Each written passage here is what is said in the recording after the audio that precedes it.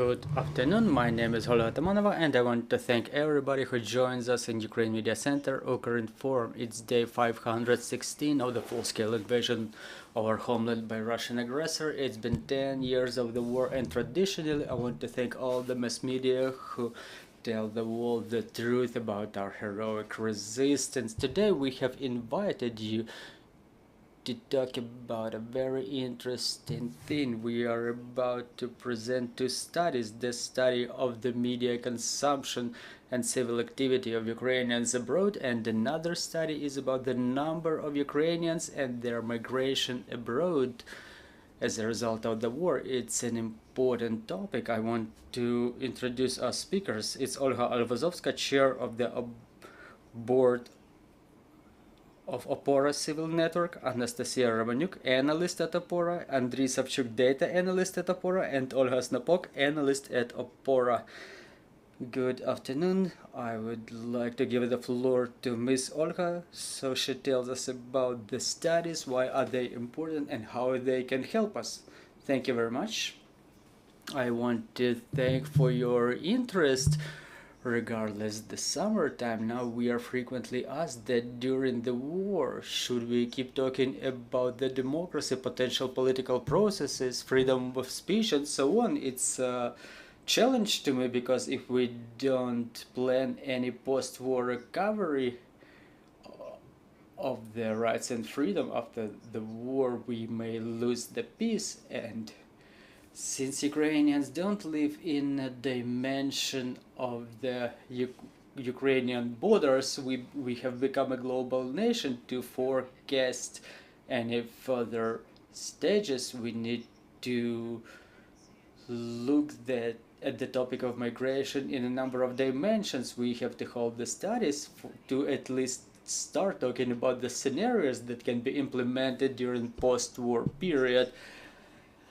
What exactly the migration influences on, and what influences the migration, because without the data we obviously won't be able to see what the Ukrainian society and the state will look like in 10 years of, if say the active phase of the war ends within a year or 2 or 5, and without those efforts we cannot invest any intellectual resources into human capital. So the discussion about the post-war recovery, such discussions are going on all around the world. It's being paid attention by the big business, but very little is said about the education or renewal of the human capital, of recreation of the conditions to have the Ukrainians come back home in case there will be an opportunity to reunite with the families, the opportunity in terms of the security situation.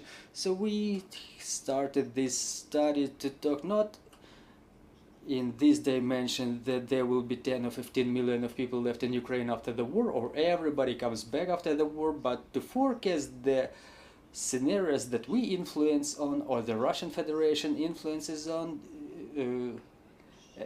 performing some activities that influence the migration. Another pressing topic is the topic of post-war recovery and the return to the democratic fundamentals, in the fact that the Ukrainians should manage their state through the legal means, for example through the elections, which means that if we keep it silent, someone else somehow prepares their election campaigns that can be potentially organized after the martial law termination, but it's transformed into the closed club of the people who have access to the information.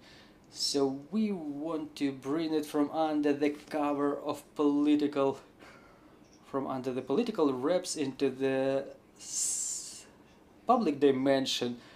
This is something that makes us different from Russian Federation, something that helps the global community to support Ukraine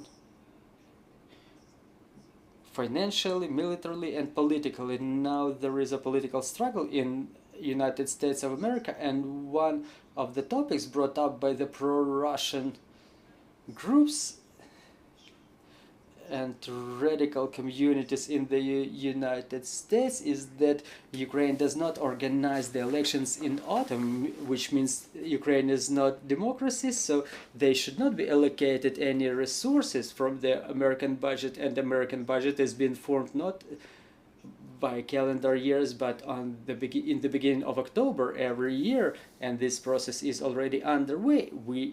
And it means whether our military will have shells, ammunition, and heavy vehicles, plus the aviation that we count on. I'm talking about the coalition that was formed in the political dimension. I'm talking about the F-16 fighters, but it should be implemented in practice. So getting back to the topic, why do we talk about the politics in Ukraine in the summer during the martial law? Because we have lost the opportunity to take some decisions in a timely manner. So if there will be an elections within 2 or 3 or 4 years, we are already behind, because the post-war processes will be going on in a very difficult conditions. I mean, the threats, war threats, cybersecurity threats, and so on and so forth, because we have to talk about the previously occupied territories which are de facto under the control of Russian Federation, beyond the control of Ukrainian government, and what to do with those citizens who got Russian passports. Are they entitled to take part in the political processes on par with the citizens who have not done it, or for those whose legal interests were defended by the government, protected by the government? For example, I'm talking about the citizens who live in the territories that were liberated after the 24th of February 2022, Kherson, Kharkiv, and Kiev regions.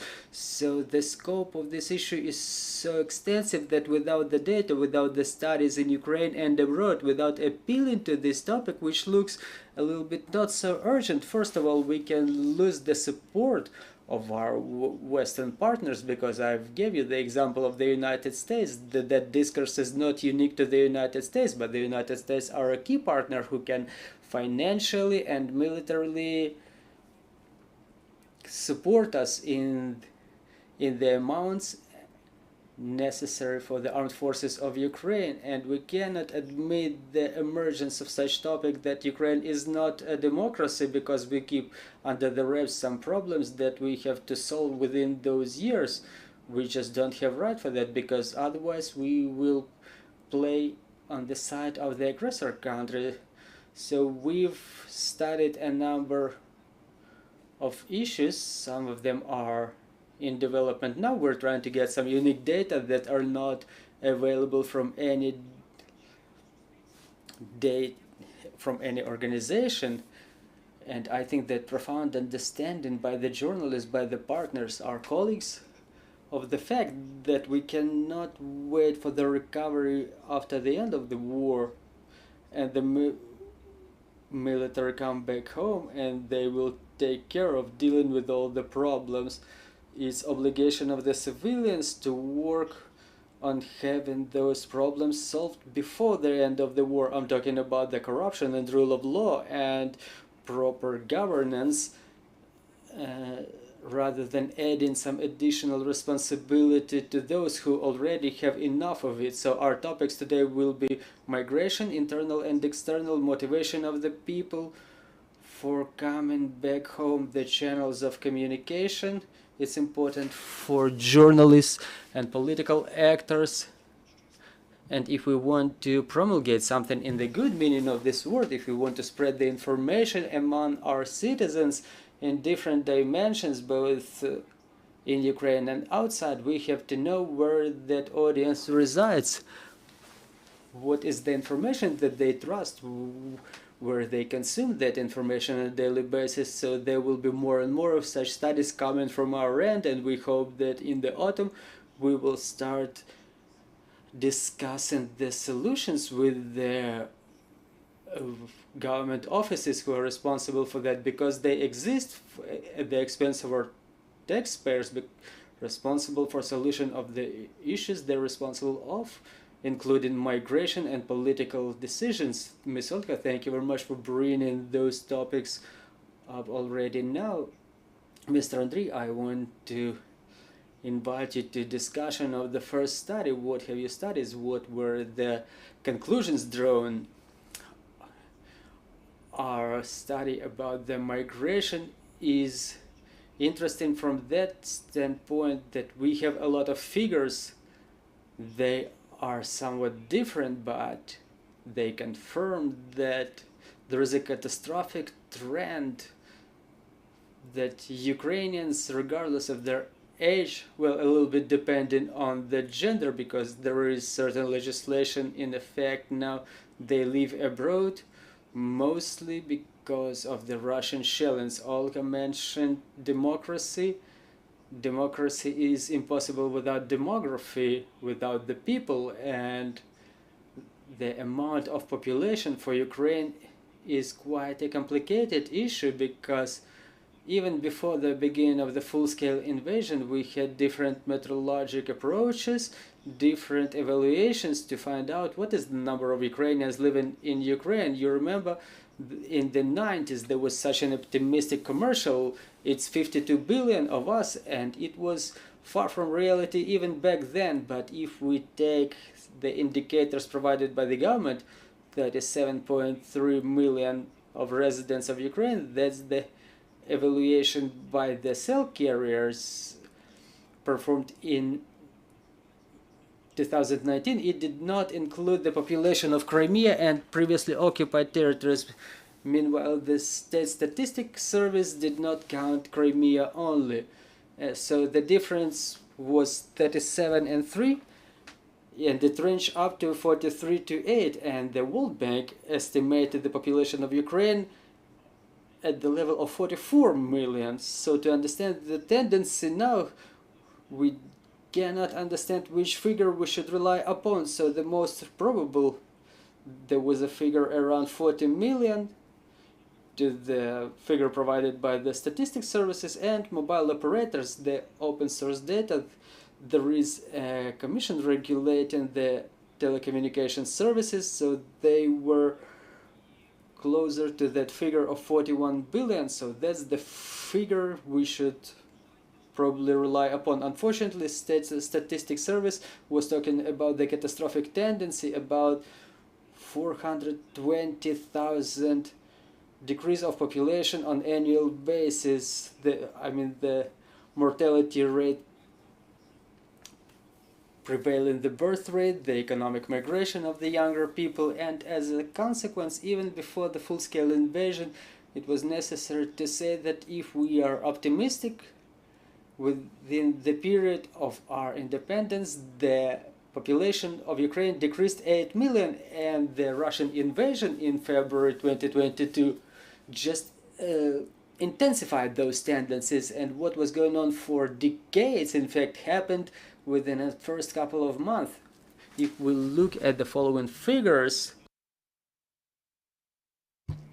we have data from Ukrainian Ministry of Foreign Affairs about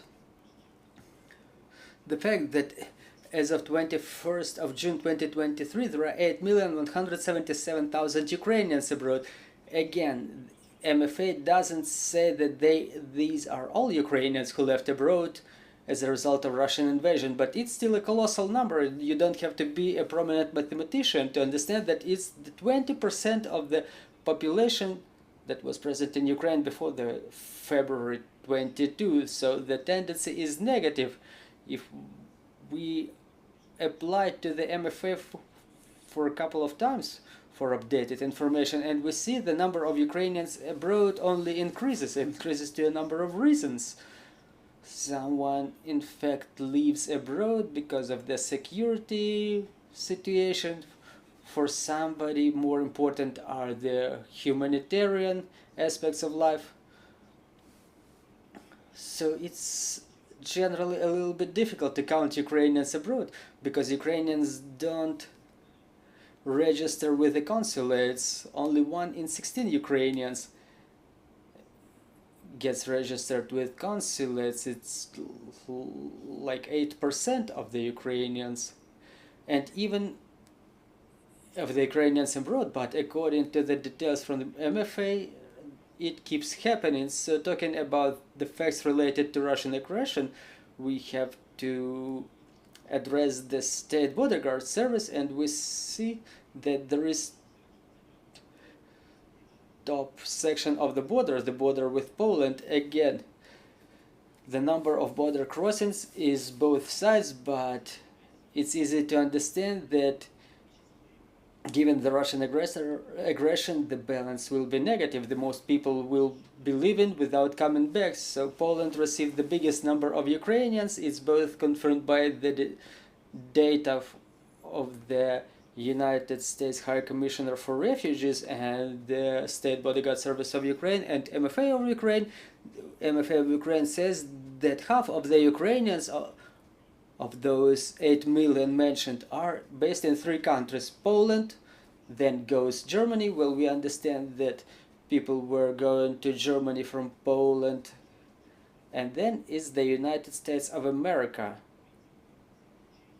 Generally, there is a lot of Ukrainians in Czech Republic, Italy, Canada, Israel, but again, we don't clearly understand what was the number who left due to the Russian invasion. If we talk about the State Bodyguard Service, in fact, the balance is catastrophic. As of the 1st May, there was minus 2.7 million of people, so difference between those who left and those who came back was negative.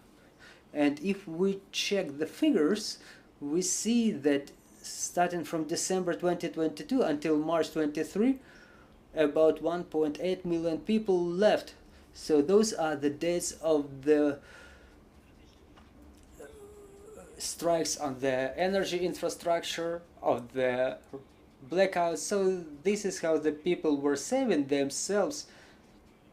And those Russian strikes inflicted upon the center of Odessa are united with some scheduled strikes when Russia has withdrawn unilaterally from the grain deal and now are destroying the Ukrainian grain infrastructure. They demonstrate that security will be always the priority. If we check some other details, we may say that the balance, talking about the UN data, it was improving maybe last autumn. Some number of people were coming back home, for example, to get their children back to schools, but Russian strikes demonstrate that security is #1 priority, and before there will be full security in Ukraine, people will continue living. So negative tendencies about the number of people of Ukraine only confirmed the data that I have already mentioned, those which are in disposal of the telecommunications services who regulate the cell carriers. They say that there are 48 million SIM cards in Ukraine, and according to special calculation techniques, they say that 143 SIM cards account for 100 people. So putting together the proportion, we may say that there should be 34 million people in Ukraine, and they demonstrate the tendency to shrinkage, which says that if we talk abstract, because the SIM cards are not people, but the technique can help us say that by the year 2023 the number of people in Ukraine has become 700,000 less. But we see the regions which recovered their pre-war population, for example Kiev with a population of 3 million, but in Dnipropetrovsk or Kharkiv region receives a lot of internally displaced persons, and it's yet another very complicated challenge. And the most recent data for the time being are the data from the United Nations High Commissioner for Refugees, people who stay abroad now. They say that those are the people who were forced to leave their homes as a result of Russian invasion. They state the number of 5 million, those who stay in Europe for the time being, because UNHCR is an organization which protects the refugees, and they operate the data provided by the governments of European countries and other countries such as Canada or United States, where the Ukrainians are numerous too. We see the number of Ukrainians abroad was growing, and now it has decreased a little bit, but it's not a result of Ukrainians coming back in mass, but one of the reasons, probable reasons, is that in some countries the programs for protection of Ukrainians disappear or get transformed, and statistically it becomes more difficult to count Ukrainians abroad, and the details from UNHCR demonstrate that now there are more Ukrainians living not in Poland but in Germany. But again, are those data 100% precise? It's difficult because UN is a global organization and they use data from Russia too. We don't know the number of Ukrainians forcibly deported by Russians.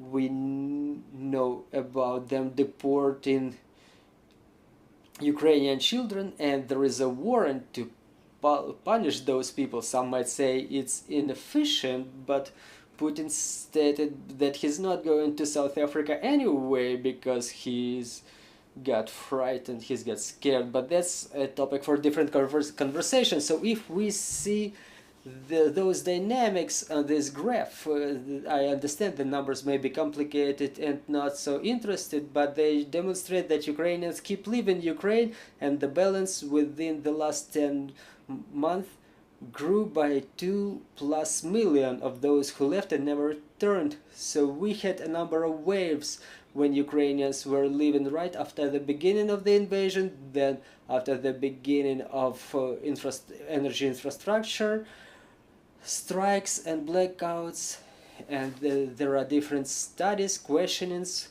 but the tendency still remains negative. And the last thing, internally displaced persons, there are numerous in Ukraine. According to the estimates of the Ministry of Social Policies, the number does not fluctuate a lot within the last couple of months. It's about 4.7 million internally displaced people scattered across different regions, and the majority of them are women. 60% of them are women, plus 40% men, but that's yet another challenge. Specifically, if we talk about the recovery of certain regions, there are cities that were destroyed to the ground by Russia, let alone the organization of elections. Many people just don't understand how complicated it is to ensure the actual voting, the actual presence of the members of the election committees. So if we summarize it, the figures that were pronounced by some organizations, that number of residents of Ukraine is lower than 30 million people. They are intended to intimidate, but still there is a negative trend, and United Nations said that the number of people living in Ukraine amounts to 36 million Ukrainians. So I think we should stick to this figure, but what's gonna happen within a year or two, we cannot say. We don't know. We don't know whether there will be another million waves of migration that may start in September or October if Russians try to strike our energy infrastructure again, to break the spirit of Ukrainians and to intimidate everybody with their terror. Mr. Andrei, I have a couple of questions to you right away about the techniques used during your study and about the figure. Why should we rely upon the figure of 8 million if we say that the same UNHCR declares this number at the level of 5.6, 5.7 million? Well, again, the methodology is the following. We were using the data from the official government offices, and we were looking where can we pick some more data, for example, like with the number of SIM cards. So we didn't make up the numbers. The most interesting, what I've mentioned, they are different. For example, MFA says about 8 million, United Nations say about 5+ million, and this figure of 8 million is formed as follows. For example, the Russians, they submit their number to the United Nations, so all along the front lines, the state bodyguard service, They don't control this part of the border. So they submit the data to United Nations, and within different periods the number of Ukrainians was fluctuated between 1 and 3 million people. According to the data from State Bodyguard Service, the crossings of the border with Russia and Belarus does not even reach 10,000 people. So those are details that are related to the exchange of prisoners of war or something like that. So we don't trust Russian data. If we take a big figure, we take the data from the United Nations, we add something that was submitted by Russia, and this is how we come to this 8 million figure. So I'm more inclined to consider the number of 5+ million people, because the other ones may be a diaspora who was living in Ukraine, or some who may not have returned to Ukraine with the beginning of the full-scale invasion. Thank you very much, Miss Anastasia. Let's continue about the study. Thank you.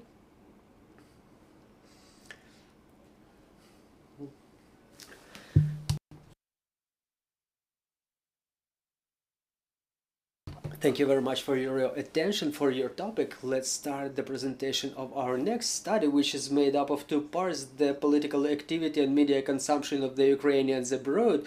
And right away, I would like to proceed to the methodology. In short, it was consistent of 3 phases.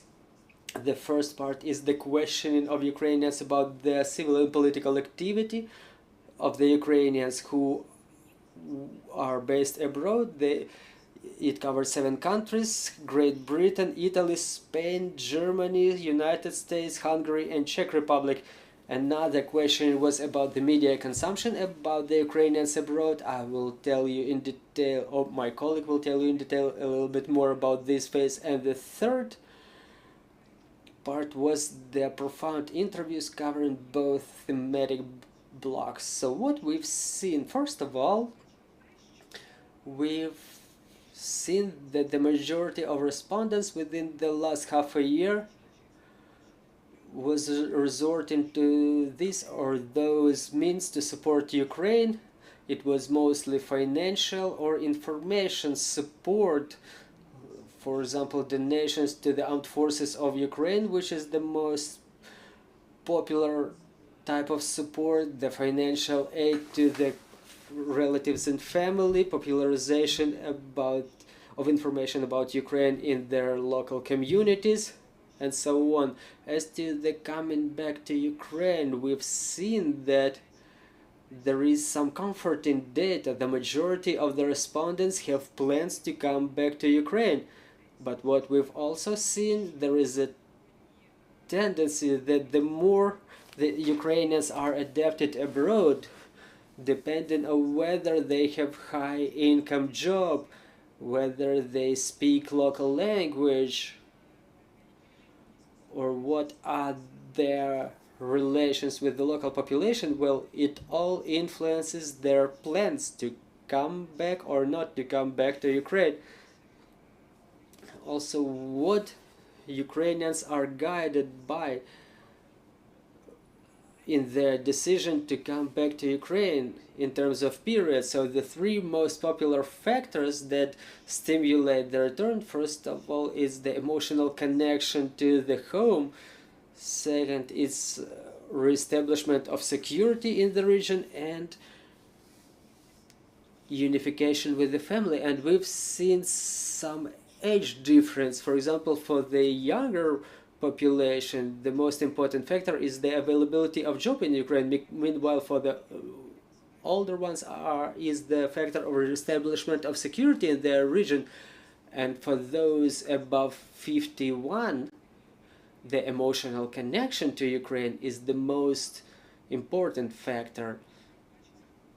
So staying abroad, the respondents mostly were divided in their opinion whether they can influence the political life of Ukraine. Only 15% of Ukrainians said that yes, they can influence the political life of Ukraine. Meanwhile, 37% said that most likely not, and 7% said absolutely not. And when we were holding some profound interviews, this question mostly confused the respondents, because one of the ways to influence their community, their local community, was not something that they considered as a way to support Ukraine remotely.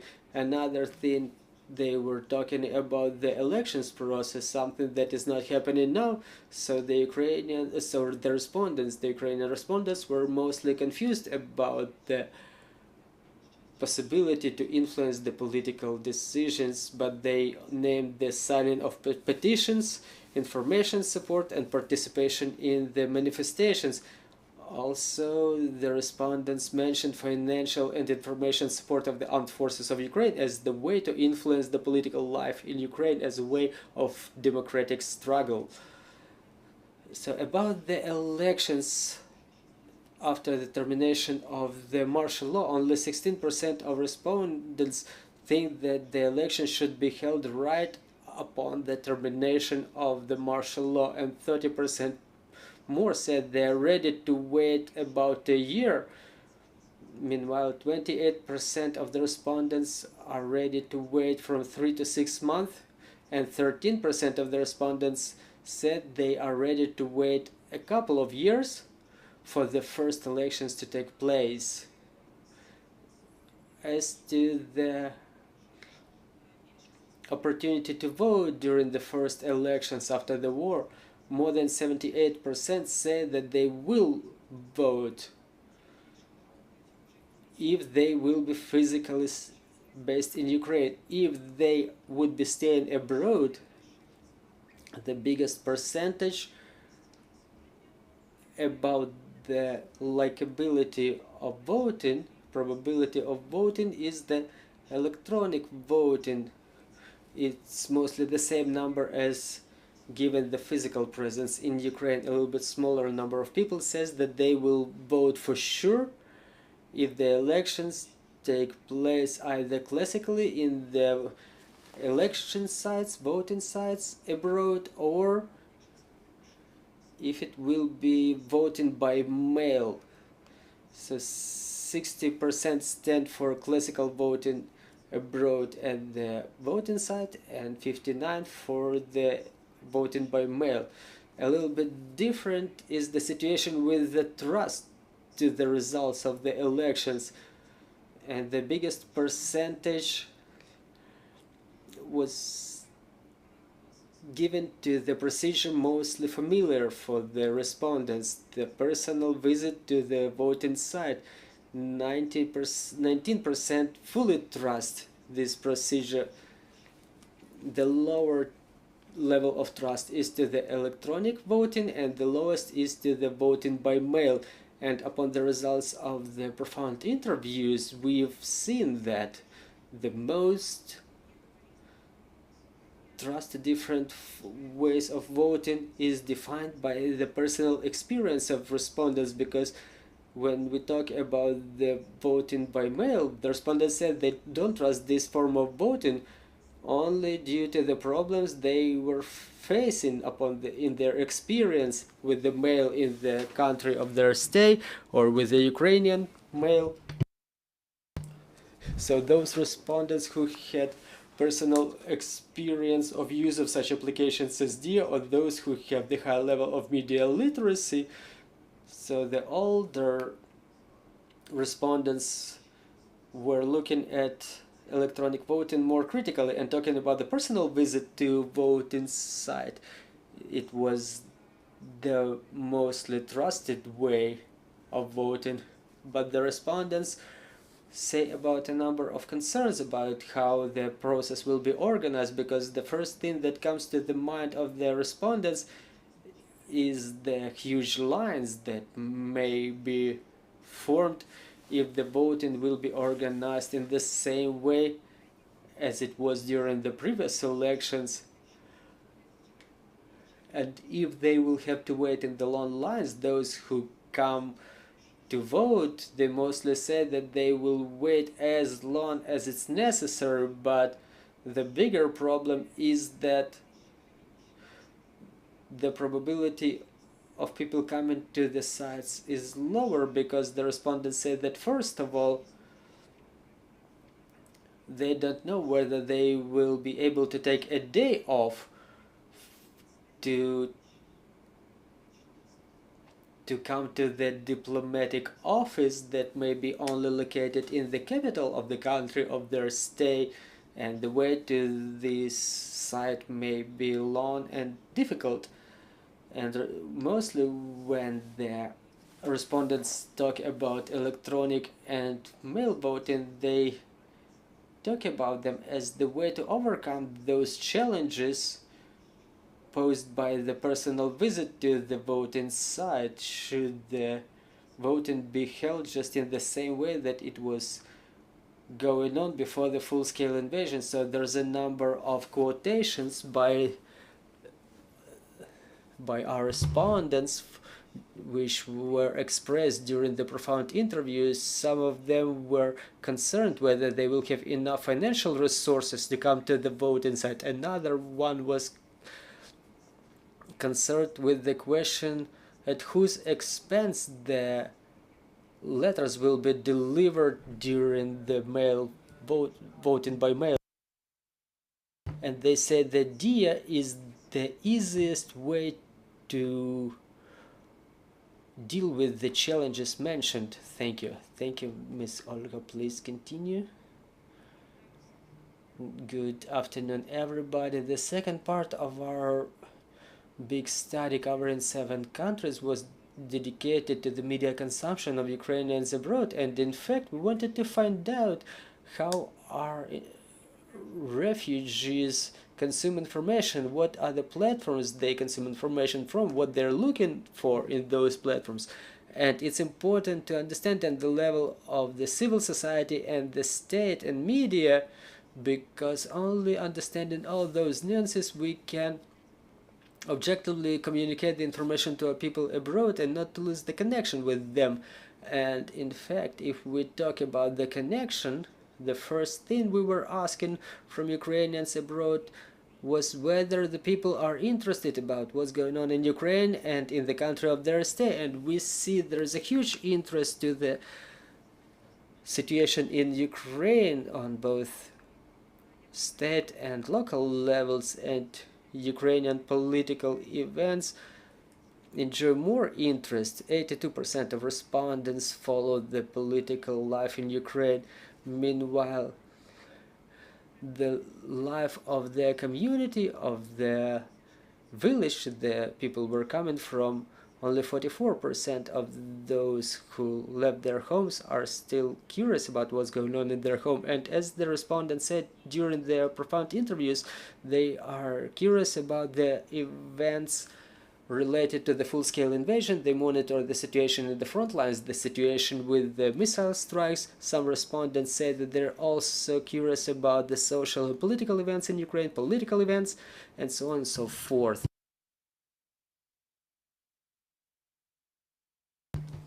Meanwhile, they are less interested with what's going on in the country of their state, and that fraction of respondents who are interested about the political life at the countries of their state are those who left before the beginning of the full-scale invasion and lived there for a long time. So many people pick messengers and social networks. Is the same situation in Ukraine. Those sources of information are prevailing, because abroad the messengers are used by 50% of respondents and 47% use social networks. Twice as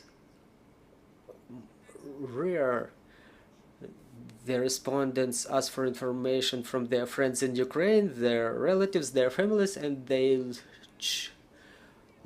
watch videos in YouTube. So it's 22%. What's interested to consume the news from television, only 8% of Ukrainians abroad use television, unlike Ukraine, where this percentage, the number of Ukrainians getting news from the television, is 62%. Abroad it's only 8%. So talking about radio, printed media, Ukrainians almost never use them abroad. At the same time, the respondents give their preference to different types of contents in different platforms. For example, TV messengers and news websites. 62% of Ukrainians use them only for news, and 27% for articles, analytic reports, studies, and so on and so forth. I mean, anything other than news.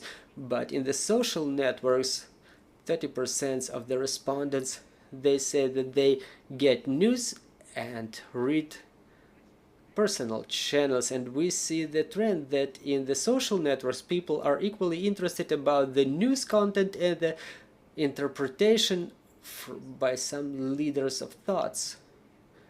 It's mostly visible in YouTube because 67% of the respondents use the author's channels there. Meanwhile, only 23% use YouTube for news. We've asked the respondents in more details in about every of those platforms, and the most popular way to get information are the messengers. We've asked which is the one used most frequently. It was Telegram. 89% of users, 81% of Ukrainians abroad use it, and the second place is taken by Viber with 6%. This indicator is different because, for example, in the United States, only for 14% of the Ukrainians use Viber, but Telegram is still prevailing in all countries, in all groups. And in fact, regardless the gender, and responding to the question why specifically Telegram, they said that it's the most convenient way to obtain information. The mostly used in Telegram are the aggregator channels. The news channels are used by 25% and the aggregators by 39%.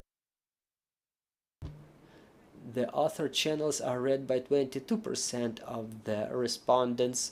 We've also asked the respondents which are the Telegram channels mostly used by them to get the news. Among top fives among the aggregators were Lachin Rights and a number of anonymous Telegram channels like Truha, Insider UA, and so on and so forth. About the top 5 Telegram channels of the mass media mentioned by the reporters were TSN, Union, Suspilne, Belarusian channel Nexta, and Hromadska.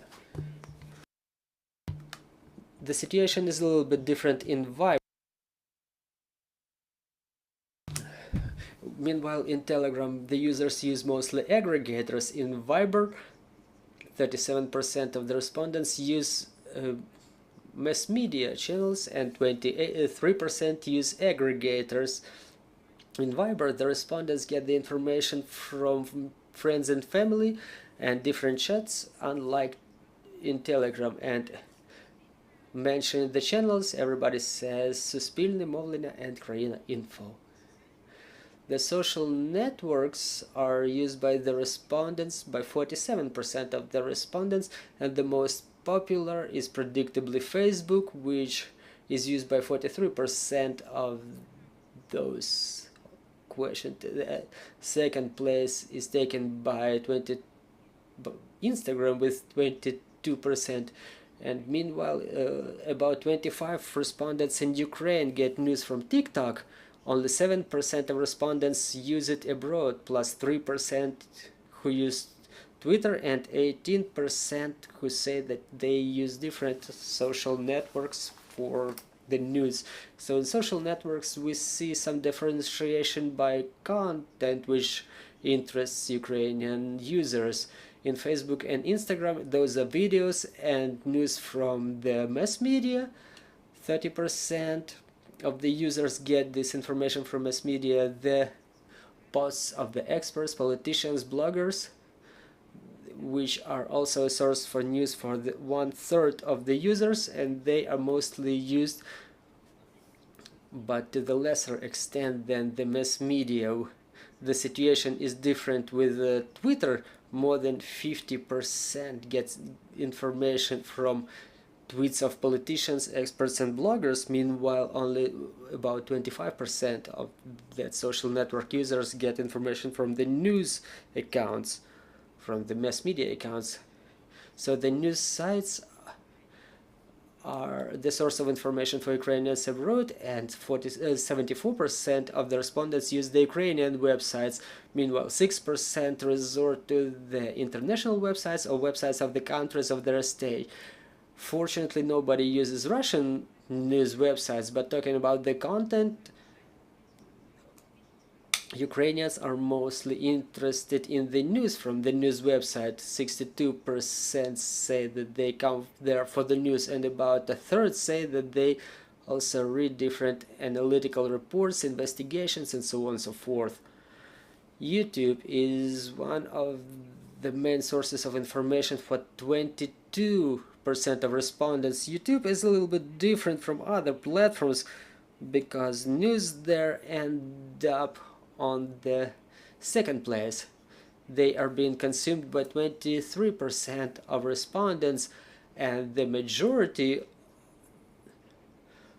67%, get information about Ukraine watching videos by different bloggers, experts, and so on and so forth. And we've asked the respondents whom they can mention, whom they watch mostly. So the most watched was the YouTube channel of Sergei Stranenko, and we see some popularity of Oleg Zhdanov, Mark Fakin, Roman Svitan, and Alexei Arestovich.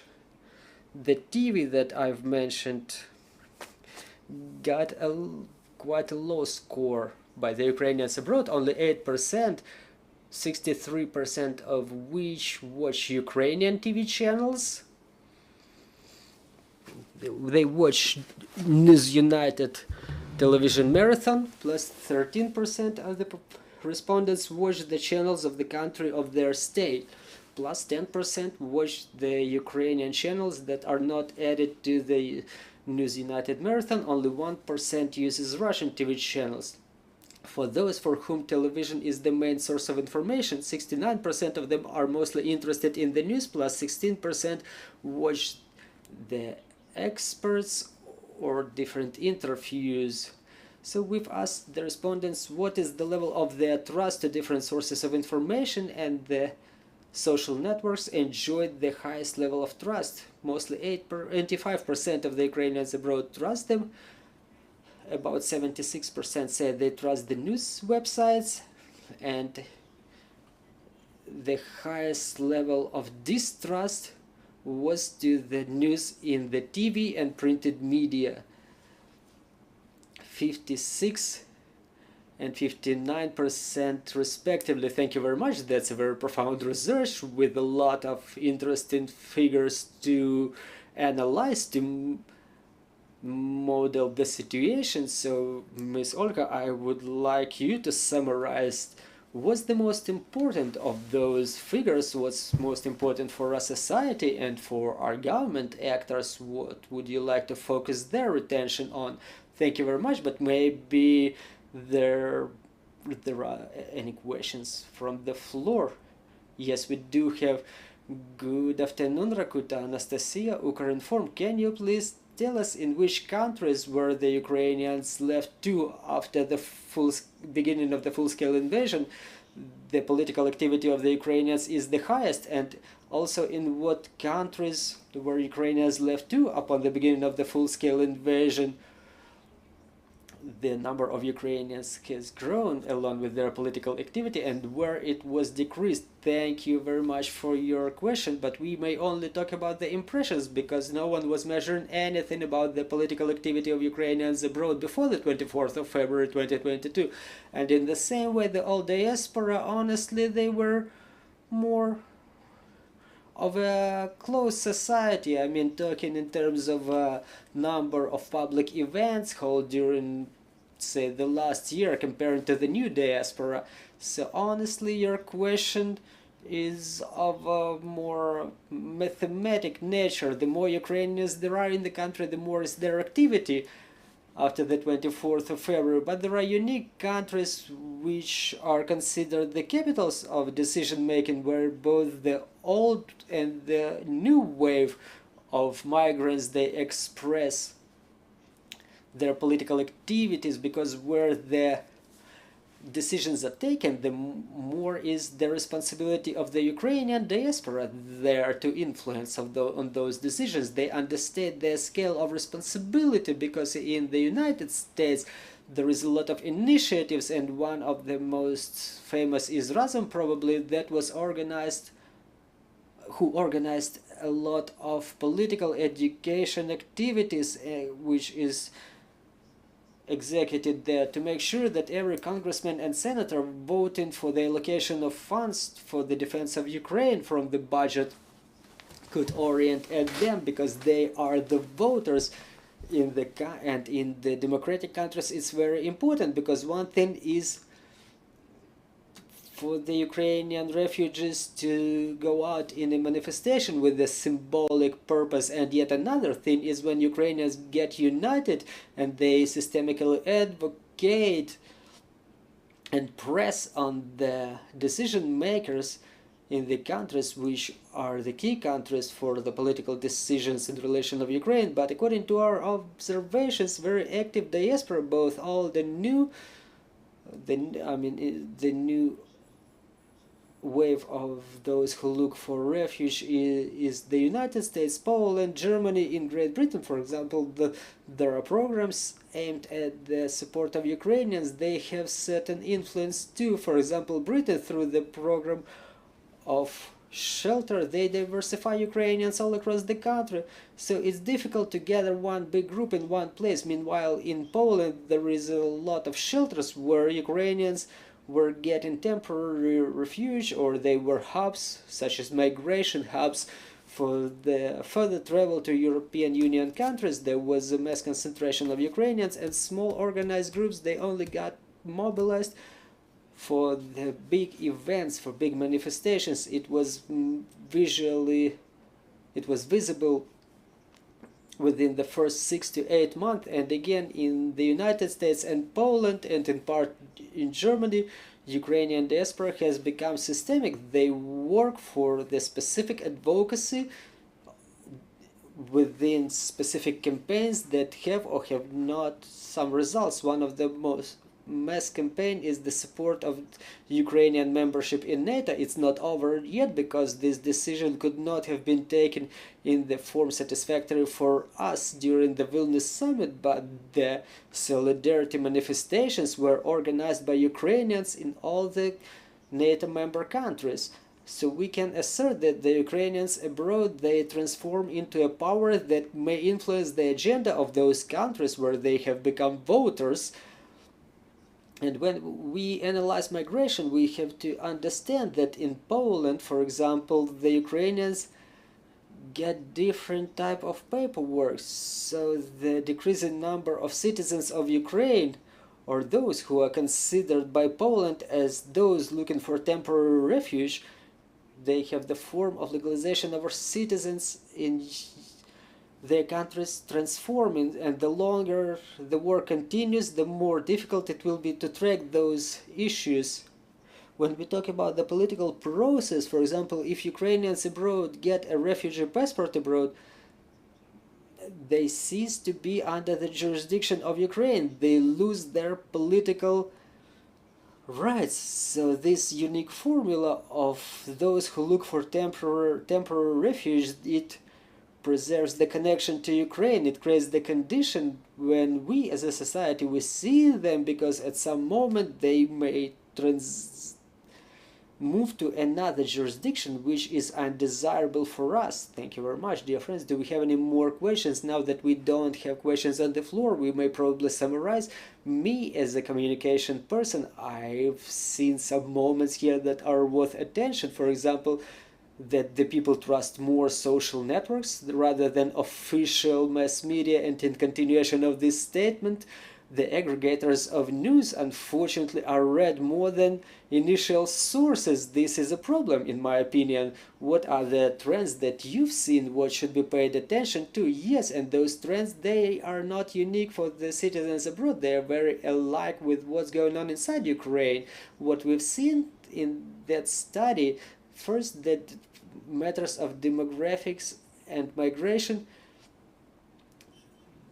they cause an effect issue, Because if we take the number of people in Ukraine or abroad and don't observe it in the term, we don't relate it to some events, for example, some military situation unfolding in Ukraine, we don't know how to properly communicate it to the partners, what's the type of infrastructure that requires the most protection, or what is the weapon necessary for Ukraine to decrease the flow of migrants that is related to destruction of civil infrastructure. And then we were having another research that we did not present today in Poland. It was the first one. It was covering a number of issues, and we observed the trend. The first research, it was in the last year, and these are the most recently updated figures and data. And in Poland we see that only 9% of the citizens were checking the local news sources, and after a certain period this number grew up to 13%. So the people who stay in those countries, they get integrated. It's not a unique conclusion, but it's just the confirmation of trend and facts, and the longer the war continues, the more Ukrainians will integrate in the society of the country, of their state. But again, to communicate the strategies of the country in terms of security, of the sovereignty and territorial integrity, we have to provide all this information to our partners so they understand that this statement that Ukrainians will be supported as long as it's necessary, it's not satisfactory for us. We want Ukraine to be supported all the time by the partners, but the long war will result in loss of connection between our people who look for temporary refuge because they just integrate into the society of the country of their state, which means that Ukraine will lose a part of their human resources potential. And we've seen that Ukrainians want to take part in the political life of Ukraine from abroad, and that's another way to come back or to create some channels, to establish some channels for further reintegration of Ukrainians, no matter when they are. Now, the worst thing that can happen is when those in Ukraine may cut the connection, someone betrayed someone and someone has left, or someone was left in Ukraine, and it will become a topic for the rift, political rift in Ukraine. So those who take part in the political life, they should say that the global political nation of Ukrainians is a winning strategy for the state, because for those who come back and those who don't come back and those who never even left, they should understand that every Ukrainian, everyone who has Ukrainian passport is the agent of influence of Ukraine, no matter where they are. It should be transformed from weakness that a lot of Ukrainians have left into the power, that we have a big number of people who are interested in systemically working in the interest of Ukraine, even if they reintegrate in the other societies, even no matter that we may not want it. And all the information about the communication channels is the stimuli for reflections. What should be the methods, the channels that should be used to preserve the connections with Ukrainians no matter where they are? So if we orient at the traditional media or television or radio or something like that, we don't receive the proper coverage of our target audience. So I'm talking about education, mobilization, about the remote integration after 2 years of COVID restrictions, after 1 year of war, after the work of government and non-government organizations in a remote format, we should realize that we should look for more approaches to the human resources. And for education, all those studies should be interesting, because both the government and other organizations may find it interesting. And the last thing I want to say, we're absolutely convinced that if we don't diverge from this discourse that political life may be reestablished only when the full-scale war ends, we lose the reintegration accent both inside and outside the country, because politics is the participation of people in management of their state. If we put a period there for 2, 3, or 5 years, we unfortunately cut the connections for the way of the Ukrainians to influence the political life. So to overcome all those challenges that we're facing today, we shouldn't decrease the role of democracy in Ukraine. We should rather talk about the processes that will be actual within a couple of years, but they should be worked upon more and more now. Some may think that they pay for the political commercials in Ukraine and abroad on YouTube so you're mistaken if you think so. It's a lengthy process. Just imagine the scale of the problems, and based on those figures, let's think about the global reintegration that is a political aspect too. I would like to thank you for this profound conversation. I want to thank the representatives of the media for their interest to this topic. Thank you very much for your participation. I want to thank our armed forces for opportunity to hold events like this, and I'm reminding you, dear colleagues, our next event is at 1500 and we'll talk about the pathway of Ukraine to NATO, so stay tuned. Let's work together for a victory.